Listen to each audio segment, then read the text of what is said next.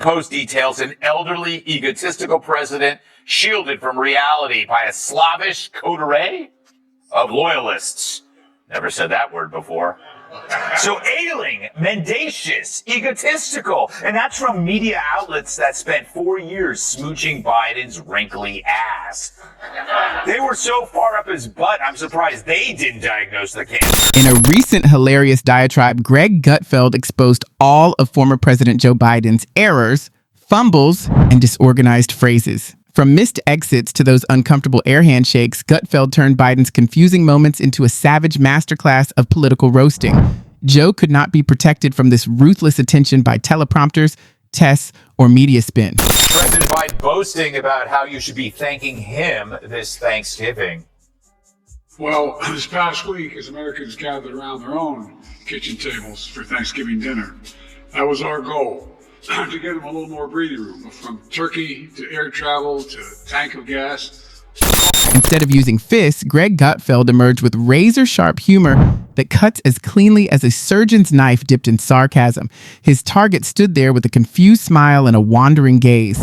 The offender was Joe Biden, the walking teleprompter. Gutfeld didn't ease in or test the waters. He went straight for the jugular, calling Biden less of a leader and more of a drugged mascot for programs that even his own staff couldn't comprehend. The crowd was stunned by how brutally and accurately each punchline was delivered. The train wreck of a fact check. Yes, Reuters invites hilarity by fact-checking obvious parody, telling its readers no such luck. Biden doesn't really chase the ice cream truck. So it's no secret the big guy enjoys his ice cream. That's just one of the reasons why Dr. Jill calls him Mr. Soft. The Biden administration, according to Greg, isn't really a government. It's a protracted senior moment with global implications. He joked that Biden is like your great uncle who wants to take the whole family on a cross-country drive but gets lost in his own house. It's not that Joe doesn't know what's happening. Rather, he thinks he does, which makes things 10 times worse. Biden's ability to talk about economic change while seemingly trying to remember where he put his teeth surprised Gutfeld. Guy's big ad buy comes one day before Robert Hur will testify about his report claiming that Joe is an elderly man with a poor memory. Biden will be taking his angry man shtick on tour and hit 3 swing states this week. Over the weekend, he gave us a preview of what senile moments you can expect. He will start out with an insightful comment about inflation before suddenly diving into an irrelevant story about a Delaware cornfield that nobody asked for. Yes, every word is present, but they are mixed up like Christmas lights in a blender. Half the time, it sounds like someone is playing shuffle on a soundtrack of political slogans and restaurant anecdotes from the 1970s. As we speak, he's actually lobbying Baskins and Robbins to make a flavor based on little girl shampoo. Although, when Joe says sprinkles, it means call the urologist. And those pauses. Oh, Biden's well-known pauses. According to Gutfeld, it's like watching a buffering video in real life. You can't help but worry if he will complete the statement, take a nap, or suddenly restart like a government-provided robot.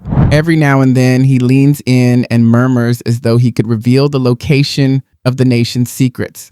Sometimes, as if a thesaurus spirit had taken over, he shouts strange sentences. The tension is always very high. Joe raided Mar-a-Lago with the feds. Now he gets a taste of his own meds. That's good. Stop it! You're fighting into the time. The White House admits that more classified documents were found, this time at one of Biden's homes in Delaware and in his garage. But it's cool, man, because that garage was totally locked. Looks like something is happening, but nothing is actually happening. It's just floating symbols.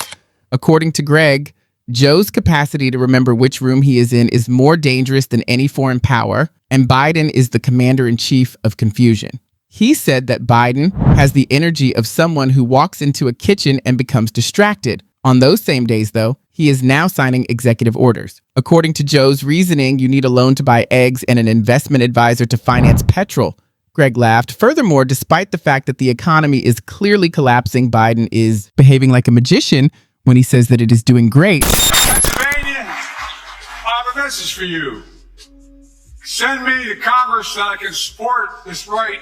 I promise you, we take back Congress, we will restore Roe v. Wade as the law of the land. Biden could show America his razor-sharp mind by debating Donald Trump, but so far, he refuses to commit. Mr. President, will you commit to a debate with former President Trump?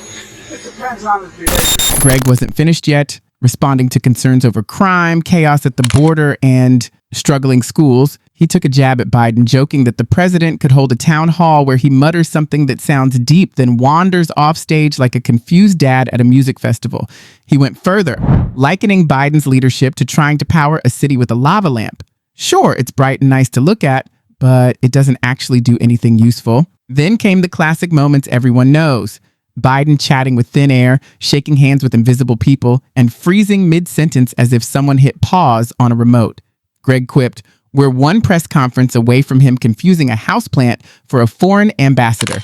He added that what we're witnessing isn't governance, it's a taxpayer-funded remake of Weekend at Bernie's. Greg ended with a laugh, saying, "The only thing improving each time Joe goes off script is his PR team's crisis management." And that, he reminded everyone, is his usual punchline.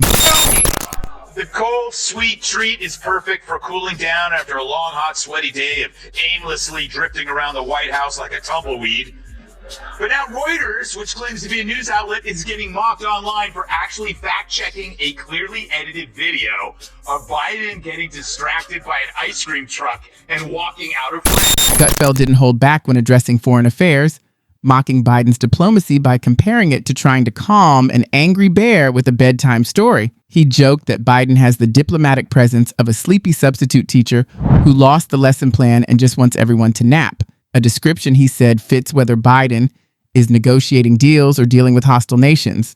According to Greg, foreign leaders don't take Biden seriously. They simply watch him drift off, waiting to see who quietly takes charge next. Turning to the border crisis, he called it the greatest act of disappearance in modern politics. Not because the issue is gone, but because Biden behaves as if it isn't happening, even when it's broadcast live. Under Joe, security is just a mood, not a policy, Greg quipped, painting a scene of Biden sipping oatmeal through a straw while aides act like everything's fine. The borders remain wide open and the consequences pile up. Meanwhile, Americans face rising costs like unknowing contestants in a game show they never agreed to join. She's gonna win. Joe Biden was the ultimate catfish. Yeah. We were all online being told, oh, this is a congenial centrist. Yeah, swipe right. I don't know how to do these dating apps. Yeah. But anyway, then you find out it's not him at all, but some guy in a bathrobe smoking meth. Yeah. God, how many times does that happen to me?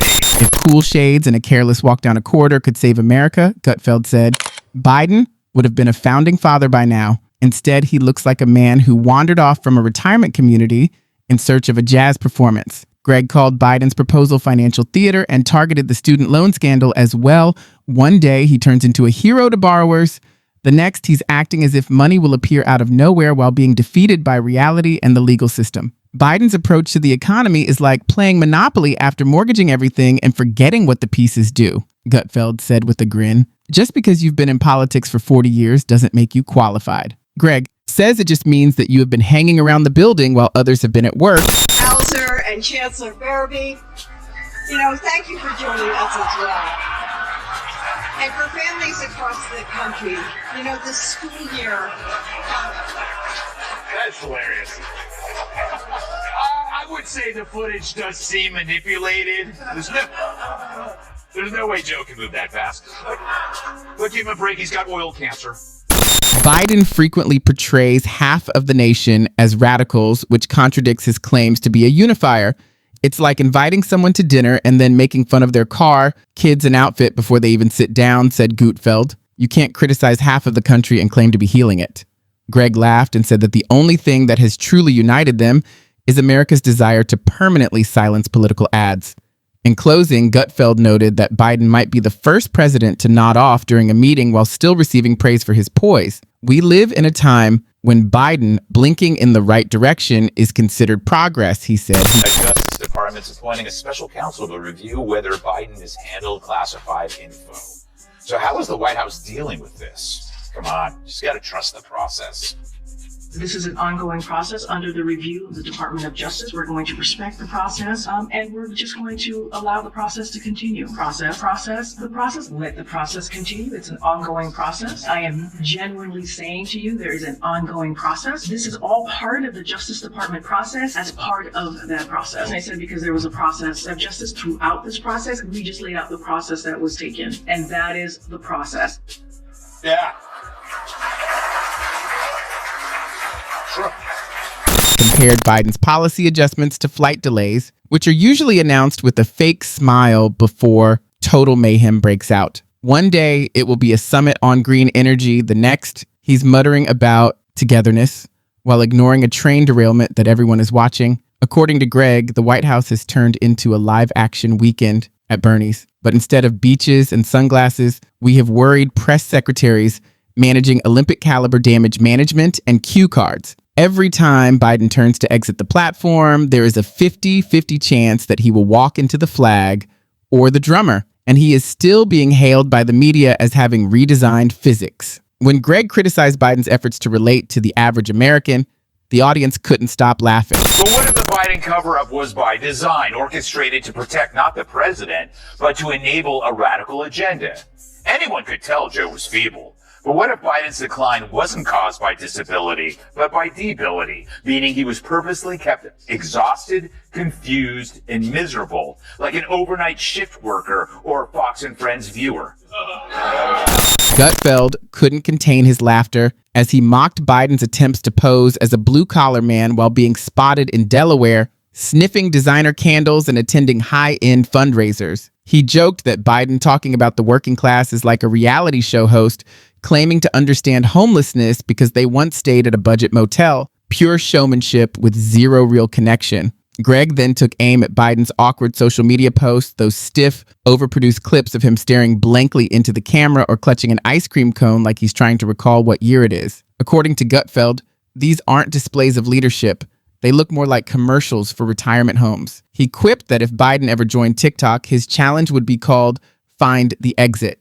The audience erupted with laughter as Greg flashed a grin. It wasn't just humor, it was a moment of collective relief. The joke wasn't simply about mocking the president, it was about finding a bit of levity amid the confusion, fatigue, and chaos as Biden continued backstage, still wondering where he'd parked Air Force One.